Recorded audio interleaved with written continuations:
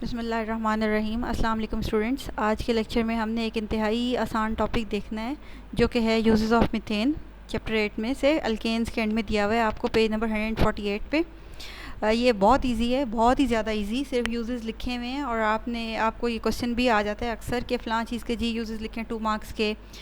Ethene के लिखें जो कि हम अल्कीन्स के एंड में पढ़ेंगे। एसिटाइलिन के आ सकते हैं आपको जो कि हम अल्काइंस के एंड में पढ़ेंगे इंशाल्लाह। इसी तरह बेंजीन वाले चैप्टर में से भी कोई किसी सब्सटेंस के यूजेस आ सकते हैं आपको जो आपकी बुक में गिवन है। इसी तरह चैप्टर नंबर 13 तक जितने भी आपके पास ऑर्गेनिक कंपाउंड्स हैं इनमें से इनका जो सिंपलेस्ट मेंबर है इसके यूजेस दिए हुए हैं आपकी बुक में, तो इनमें से किसी एक के वो आपसे 2 मार्क्स के पूछ सकते हैं शॉर्ट क्वेश्चन की फॉर्म में।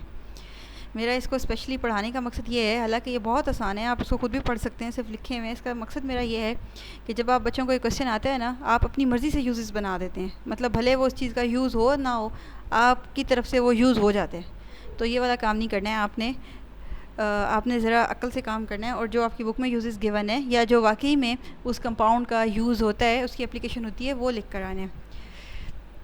लास्ट ईयर ये मैंने क्वेश्चन दिया था आपके एनुअल उसमें दिसंबर टेस्ट में। आपके जो सीनियर्स हैं सेकंड ईयर उनको मैंने एथेनॉल के यूजेस पूछ लिए थे। तो कायनात की शायद ही कोई चीज़ थी जिसमें उन्होंने एथेनॉल यूज़ नहीं किया था।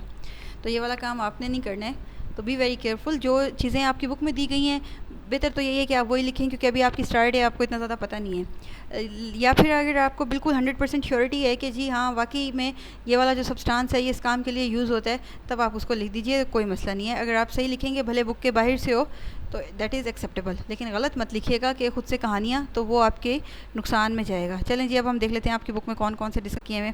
सबसे पहले जी मीथेन जो है आपके पास ये नेचुरल गैस है, मतलब ये वाली गैस है जो आपके घरों में इस्तेमाल होती है। एलिमिनेटिंग एजेंट भी हम कह सकते हैं, मतलब ऐसी चीज़ जिसकी जो चीज़ जले फ्यूल के तौर पे, उसको हम कहते हैं एलिमिनेटिंग एजेंट। तो फ्यूल के तौर पे मतलब ईंधन के तौर पे हम इसको इस्तेमाल करते हैं।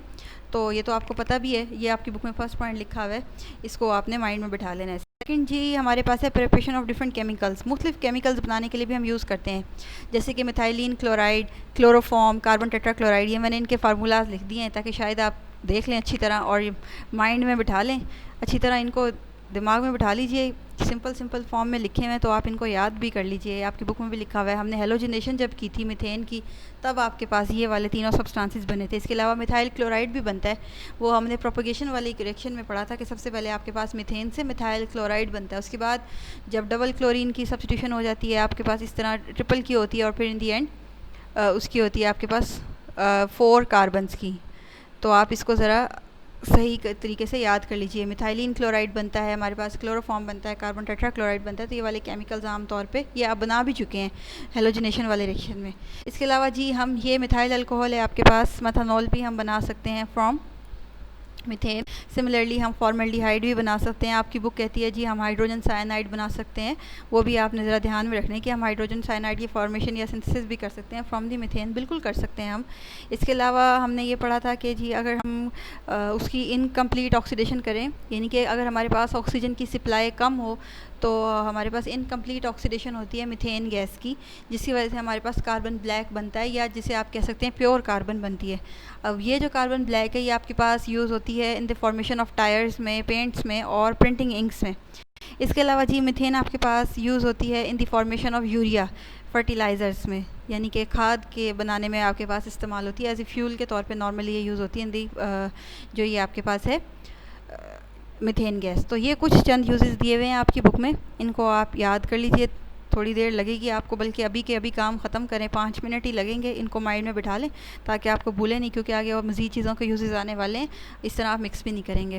थैंक यू सो मच जी, अल्लाह हाफिज़।